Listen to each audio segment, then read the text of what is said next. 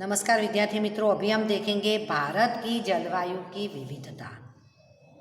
कि भारत में जलवायु हम अलग अलग देख रहे हैं कि जैसे अभी दिसंबर से ठंडी की मौसम है, इस तरह बाद में गर्मी की मौसम आएगी, बाद में बारिश की मौसम आएगी। तो वो ये ऋतु, ये मौसम क्यों बदलती है, ये जलवायु में भिन्नता विविधता क्यों है। तो हम देखेंगे कि दक्षिण भारत प्रायद्वीपीय प्रदेश होने से, प्रायद्वीपीय यानी 50 बार आपको ये बताया कि उसके तीनों और समुद्र है, तो उस समुद्र किनारे पर सम जलवायु का अनुभव होता है।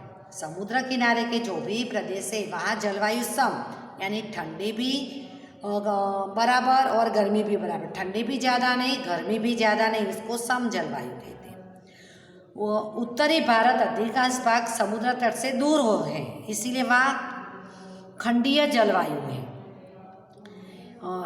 वहाँ की जलवायु खंडीय है, यानी समुद्र किनारे के प्रदेश, समुद्र किनारे से जो प्रदेश दूर है वहाँ ठंडी भी ज़्यादा पड़ती है और गर्मी भी ज़्यादा पड़ती है। और भारत के मध्य में से कर्क रेखा गुजरती है।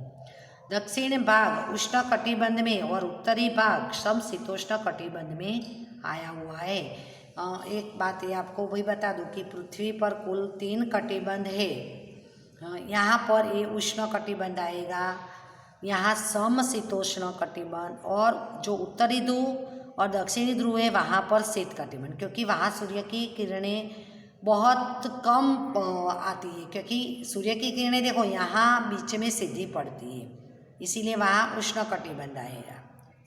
बाद में ये जो बीच वाला भाग है, यहाँ जो कर्क रेखा है वहाँ समशीतोष्ण कटिबंध आएगा। इस समशीतोष्ण, सम यानी बराबर, शीत यानी ठंडी, शीतोष्ण यहाँ पर संधि है, शीत प्लस उष्ण, शीत यानी ठंडी, उष्ण यानी गर्मी, समान ठंडी और गर्मी, क्योंकि यहाँ सूर्य की किरणें थोड़ी टेढ़ी हो जाती है, इसीलिए गर्मी भी कम और ठंडी भी कम।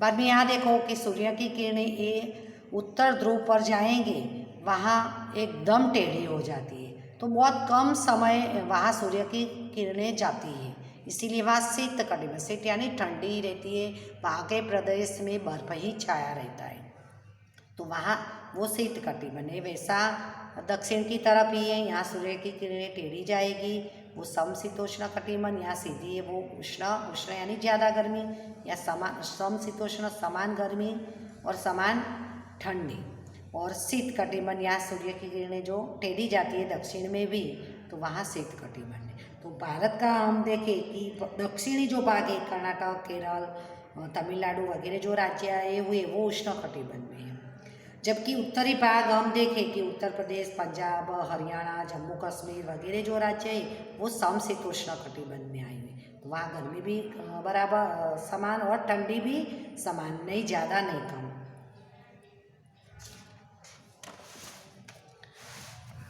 अभी हम देश के जो अलग अलग भागों में स्थित जो जगह है वहाँ का तापमान, वहाँ की बारिश देखें तो उसमें बहुत बड़ा अंतर दिखाई देता है। जैसे कि हम उत्तर में देखें जम्मू कश्मीर में, उसमें लेह और द्रास का तापमान माइनस में 45 डिग्री होता है। अभी आप न्यूज़ देखते होंगे तो पता चलता होगा कि वहाँ पर हमारे आर्मी रहती है, वहाँ बर्फ़ ही रहती है, और ऐसे में वो लोग वहाँ रहते हैं। सबसे कम तापमान हो हमारे पूरे देश का तो वो लेह और द्रास का रहता है, जम्मू कश्मीर में। और यहाँ गुजरात में नलिया का तापमान जो कच्छ में आया हुआ है, वहाँ का तापमान सबसे कम ये सर्दी के मौसम में रहता है, माइनस में उसका तापमान होता है। अब यहाँ सोचो -45 डिग्री है तो वहाँ बर्फ़ ही रहता है। और राजस्थान, तो एक तरफ ये देखें कि जम्मू कश्मीर के लेह और द्रास का तापमान माइनस में 45 डिग्री है, जबकि राजस्थान के जो श्रीगंगानगर तथा अलवर में गर्मी में तापमान 51 डिग्री से भी ज़्यादा होता है। गर्मी के मौसम में राजस्थान में श्रीगंगानगर वहाँ की वो जगह है, वहाँ का तापमान 51 डिग्री होता है, वो सबसे ज़्यादा है, और ठंडी में सबसे कम जम्मू कश्मीर में है। तो ये क्या है, जलवायु की विविधता, कहाँ ज़्यादा कहाँ कम। इसी तरह हम पूर्वी भारत में हम 7 सिस्टर राज्य देखें, मेघालय, असम, त्रिपुरा, तो वहाँ का मेघालय का जो राज्य में जो चेरापूंजी शहर है वो दुनिया का सबसे अधिक बारिश वहाँ 1200 सेंटीमीटर होती है। भारत की तो सबसे अधिक होती, पूरे विश्व की सबसे अधिक बारिश मेघालय राज्य का जो चेरापूंजी जगह है वहाँ होती है। और चेरापूंजी से लगभग 16 किलोमीटर दूर मोसीनराम प्लेस आया हुआ है। वो 24 घंटे में से सबसे अधिक बारिश होने वाला स्थान है। 24 घंटे में सबसे अधिक बारिश होती है तो वो मोसीनराम में होती है। तो ये जगह आपको याद रखना है कि भारत में या पूरे विश्व में सबसे अधिक बारिश कहाँ होती है तो चेरापूंजी में।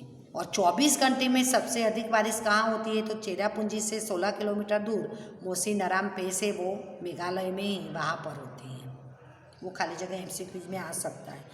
अभी ये सबसे अधिक बारिश देगी। अभी हम देखेंगे सबसे कम बारिश। तो सबसे कम बारिश है वो पश्चिमी राजस्थान में जो मरुस्थल है वह बारिश मात्र 10 से 12 सेंटीमीटर हो। तो भारत का ही एक जगह देखो कि एक जगह जो चेरापूंजी में 1200 सेंटीमीटर बारिश होती है, दूसरी जगह वह राजस्थान में बारिश के मौसम में देखो सिर्फ 10 से 12 सेंटीमीटर बारिश होती है। तो ये कितनी है जलवायु की असमानता, विविधता। तो हमारे देश में ऐसी भी स्थिति देखने को मिलती है कि कई और लोग भयंकर बाढ़ से परेशान होते हैं। अब बारिश के मौसम में देखो असम, मेघालय या उत्तराखंड में बाढ़ आती है।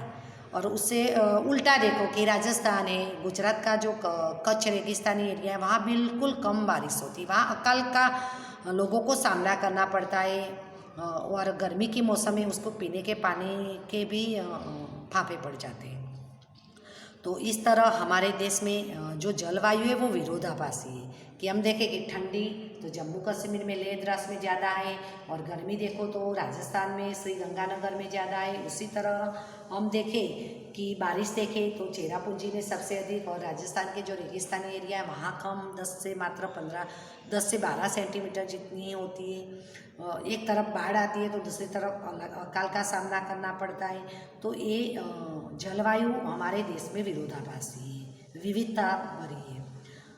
तो गड़गड़ाहट से भरे तूफान भी आते हैं। जो तूफान आते हैं ज़्यादातर देखो बिहार, उड़ीसा और समुद्री किनारा हम ले तो गुजरात भी आ जाता है।